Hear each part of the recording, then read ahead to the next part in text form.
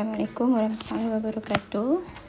Okey, saya akan masukkan pada pengiraan latik dan lipat. Macam mana kita nak kira latik dan macam mana kita nak kira lipat bila kita dah buat ukur terabas. Okey, untuk latik dan lipat ni dia melibatkan ukur terabas. Okey. Okey, untuk standard pembelajaran hari ini, di akhir pelajaran murid akan dapat menganalisa data kerja ukur teodolit iaitu dengan menggunakan pengukuran latik dan juga lipat. Ini adalah dia punya step lah di mana kita akan analisis selisih, kemudian kita tentukan latik lipat dan kita analisis latik dan lipat. Seterusnya kita akan buat tikaian lurus dan kita akan tahu ketepatan pengukuran. Okey, ini yang pelajar kena ingat di mana untuk cari latik dan lipat dia melibatkan utara, selatan, timur dan juga barat. Okey, untuk latik, kalau untuk latik jarak garisan didarabkan dengan cos bearing. Kalau lipat pula jarak garisan didarabkan dengan sin bearing. Okey, kalau kata latik dia melibatkan utara dan selatan. Okey, kalau lipat melibatkan timur dan juga barat. Okey, lepas tu kena tahu juga kalau dapat positif. Okey, kalau kata bila kira latik dapat positif maknanya utara. Kalau dapat nilai bila awak kira dapat negatif akan ke selatan. Okey, untuk lipat pula kalau kira dapat positif masukkan ke timur. Kalau kata negatif dapat kita letak ke barat. Okey, ini adalah untuk tentukan latik dan juga lipat lah bila kita dah buat pengiraan. Okey, contoh kat sini kita ada 4 stesen kan. Kita ada 4 stesen, 1, 2, 3 dan juga 4. Okey, so daripada sini macam mana kita nak tentukan latik dan lipat? Okey, kebiasaannya dia akan bagi nilai koordinat dan juga jarak. Selalunya dia akan bagi nilai koordinat. Contohnya 258 darjah 30 minit 45 saat. Lepas tu dia akan bagi jarak 5 contohlah 5.312. Ini contoh. Okey, ini adalah untuk ukur terabas. Okey, seterusnya apa pula yang kita kena tahu? Okey, lepas tu bila kita dah kira latik dan lipat, kita akan kira selisih, kita akan buat tikaian lurus dan kita akan tahulah ketepatan pengukuran. Okey, kita pergi kepada contoh soalan. Okey, contohnya. Contoh soalan macam mana kita nak kira 59 darjah 40 minit 30 saat. Okey, kita ingat balik. Tadi dekat dalam formula tadi macam mana nak kira latik dan juga lipat. Okey, dia mesti melibatkan jarak dan juga melibatkan bearing kita lah. Okey, berapa bearing kita? Okey, kemudian dengan menggunakan formula apa? Kalau latik, jarak didarabkan dengan cos bearing kita. So maknanya cos bearing, okey, jarak 55.210. Okey, didarabkan dengan cos 59 darjah 40 minit 30 saat. Kalau dekat kalkulator ni kat mana kan? So kita darab. Okey, kita ni 55.210 didarabkan dengan cos. Okey, tekan cos.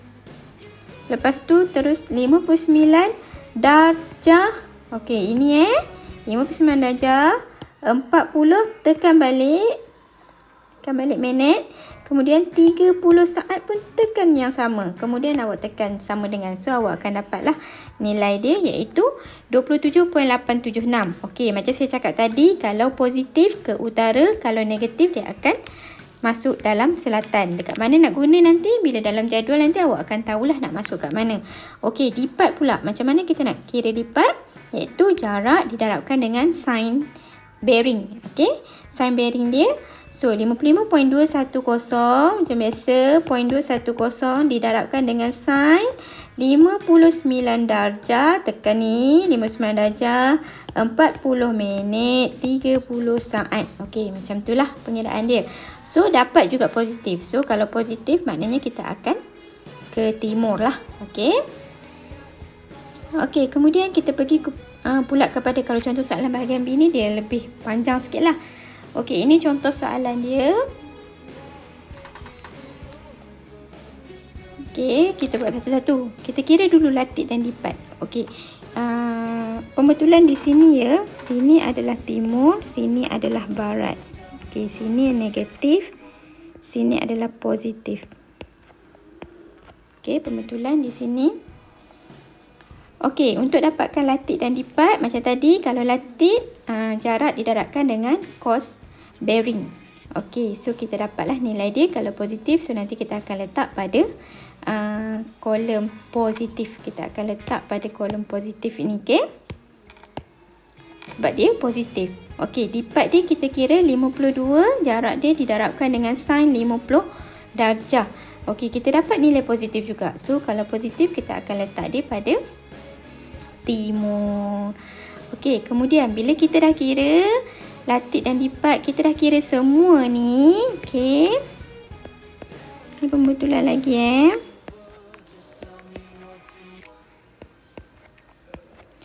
Okey, bila kita dah kira semua, kita akan dapatlah nilai dia. Di mana 33 kalau positif. Okey, kalau kira yang ni pula, awak akan dapat negatif. Kalau negatif, letak pada selatan. Okey, negatif pada selatan. Kalau dapat positif, letak pada timur. Kemudian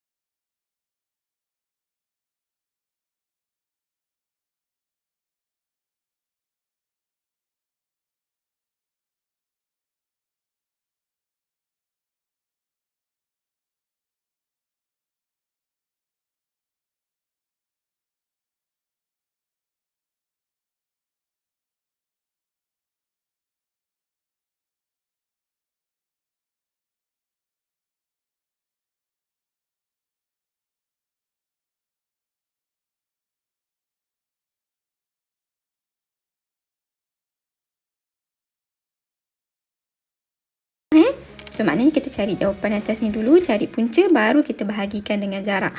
Kemudian kita dapat nilai dia. So, untuk dapatkan pengukuran dia, kita kena dapatkan dalam bentuk nisbah. Okey, macam mana kita nak dapatkan dalam bentuk nisbah? Okey, untuk dapatkan dalam bentuk nisbah, maknanya awak kena 1 dibahagikan dengan jawapan kita lah. Okey, mesti dibahagikan dengan 1 dibahagikan dengan jawapan untuk dapatkan nisbah. So, bila dah dapat nisbah ni, barulah awak dapat dia punya nilai. Kita akan dapat pengukuran kita lah. Okey. Okey, takat tu saja. Selamat mencuba.